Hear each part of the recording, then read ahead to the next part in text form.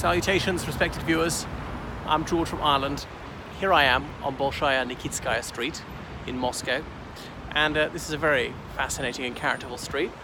Behind me, this is the Zoological Museum of Moscow State University. It's been going since the late 18th century. And you can see the very visually alluring 18th century architecture. Don't know much about architecture. I know what I like though. And you can see it's on quite a scale. So I've been in there, 300 rubles to get in.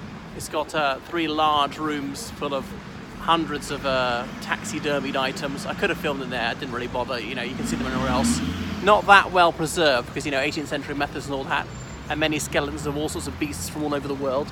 Much of the collection was destroyed in 1812 when Napoleon's Grande Armée occupied Moscow. And look over here. I don't know what this is. I think it's unoccupied at the moment because it's for rent, it says. If you look up high, you see these Grecian-style friezes. So, the 18th century was a time when there was an absolute craze for neoclassicism, likewise here in Russia. Remembering this is an Orthodox Christian country, and Orthodox Christianity is the main denomination of Greece as well. So they felt a very strong cultural affinity for the Greeks, still do. The other thing is that, of course, Constantinople, now it's Istanbul, was a centre of Orthodox Christianity, and then it fell to the Turks in 1451, if memory doesn't play me wrong, because it was Rome, and then the Roman Empire, what left of it, went to Istanbul or Constantinople, sometimes called Byzantium, and so that was the second Rome. And when Istanbul became a Turkish Muslim city, Russians declared that Moscow was the third Rome, and so there shall be no fourth. So this was the centre of Orthodox Christianity. You can see the Corinthian columns there. I don't know if I've got the 3:8 proportions, but sometimes it amuses me to see these ancient Greek-style figures because, of course, the weather could not be more different, well, certainly in the depths of winter, when the whole place is blanketed with snow.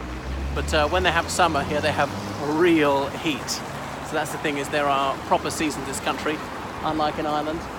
Again, look at this one, another one, a bit neoclassical. Slightly seen better days, but I remember when it was in 94, everything needed a lick of paint, needed a few repairs. It's much better than it used to be. This would have been about the best of it, being in this state in 1994. So the country's moved on marvellously. It's not hard to perceive why President Putin enjoys such enormous popularity. And then, so this is something to do with the church. There's no label or whatever sign saying what it is. Look at the size of that door. They really like their outsized doors, as though a giant is about to walk through. And then look way up high, so that's that window. I wonder whether there's some sort of rehearsal room, because they're selling ecclesiastical items. I'm not sure what we'd call them, like religious art, I suppose that's it. And then behind there, in this courtyard, something to do with Moscow State University. I was in the main courtyard of Moscow State University, but Moscow State University was around here, but most has moved out over the decades. Well, in the 1950s, on the Lenin Hills south of the river. Bits of it here, the journalism faculty, the African and Asian Institute.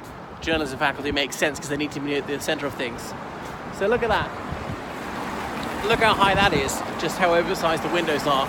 So expressing luxury and grandeur.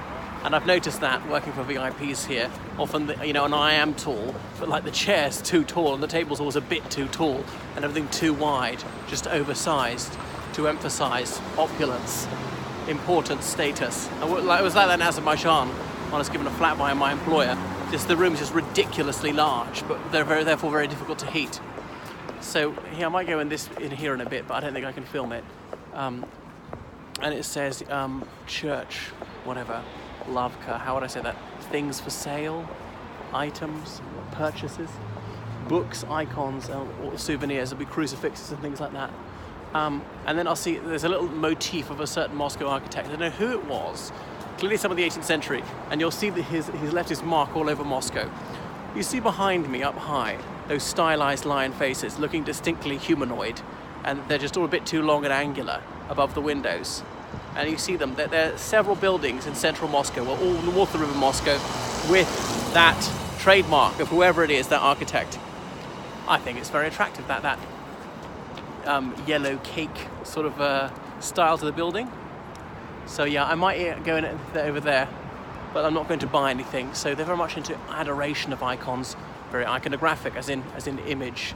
They obviously they venerate Saint Veronica. I think she's the one who's meant to put that cloth on the face of Jesus when he's on the Via Dolorosa, en route to his crucifixion, as in vera icona, as in well, true image, because supposedly his face was the image of his face was somehow seared into the cloth with which he wiped his perspiring brow. And obviously it relates the word for faith in Russian as well.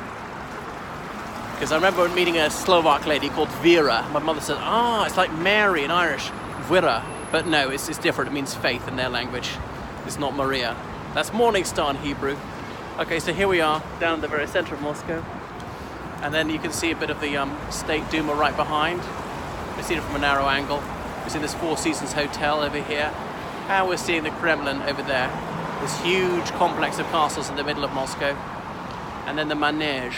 You see that building with a rectangular front elevation. As in, it's an exhibition hall for trade fairs. There's dozens of little stalls, a few floors in there. But originally it was an indoor parade arena for the army. So in the depths of winter they could do their stomping around without the guys all getting flu. Including with horses.